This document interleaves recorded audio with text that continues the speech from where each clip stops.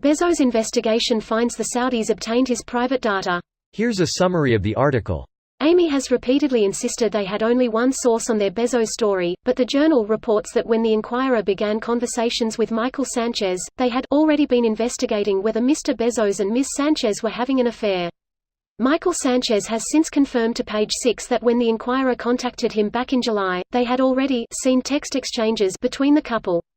My best answer is contained in what happened next. Amy threatened to publish embarrassing photos of Jeff Bezos unless certain conditions were met. While a brief summary of those terms has been made public before, others that I'm sharing are new and they reveal a great deal about what was motivating Amy.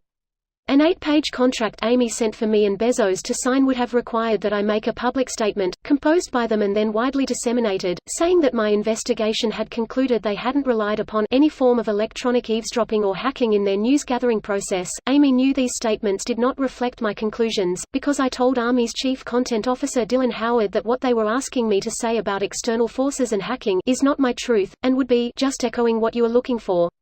The contract further held that if Bezos or I were ever in our lives to state, suggest or allude to anything contrary to what Amy wanted said about electronic eavesdropping and hacking, then they could publish the embarrassing photos. Some Americans will be surprised to learn that the Saudi government has been very intent on harming Jeff Bezos since last October, when the Post began its relentless coverage of Khashoggi's murder. Though we don't know what was discussed in those private meetings, Army's actions afterwards are telling. This post received a score of 30,449, with an upvote ratio of 95%. Here are the top comments in response to this article. Fun fact: Amazon's 2018 revenue was about a third of the GDP of Saudi Arabia. Wow, somewhat surprised Saudi Arabia's GDP is only 5% of the US's GDP considering how often hear how much money they have. The thing is, over two-thirds of the money the Saudi royal family possesses is illegally gained. It isn't publicly known how much they actually have, and many people speculate that the richest person in the world is actually one of the princes over there. The wealth they have is unfathomable. Just because the Saudi government doesn't spend a lot doesn't mean they don't have the moolah.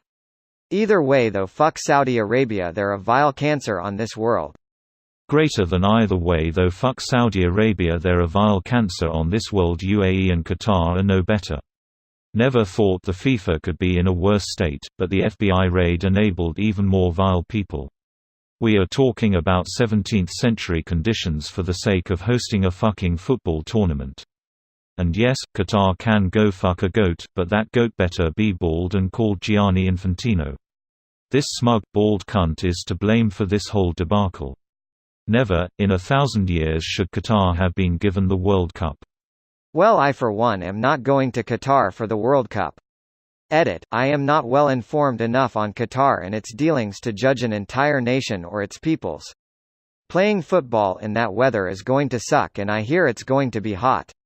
If a well-to-do, Qatari individual would like me to walk a mile in his shoes and fly me out to explore their country and learn more about their peoples, I would in a heartbeat. I'm just trying to be a good dude that's good to other people. That's it. It would be better if no one watched it at all. But that'll never happen. Too many people blinded by pure fandom. There is an incredibly easy way to address all of this. Have the world's best and most marketable players like Ronaldo, Messi, Pogba etc. come out in unison and condemn Qatar, or straight up refuse to play. The FIFA would change the host nation in the blink of an eye. They need the biggest guns for the biggest tournament. Unfortunately though, they have multi-million-dollar sponsorships that makes it impossible for them to do so. But we gotta keep our priorities in check. Would pointing some of this out directly to sponsors have any type of effect? I know it's worked in the past, especially if advertisers start pulling out. The problem is that Adidas, for example, would probably find the possibility of selling more sneakers to Qataris worth the possibility of a very small progressive demographic boycotting it. This video was automatically created by Reddit to speech. The article and comments in this video were selected from Reddit according to their upvotes, and any paraphrasing was performed by smmry.com, without any human intervention.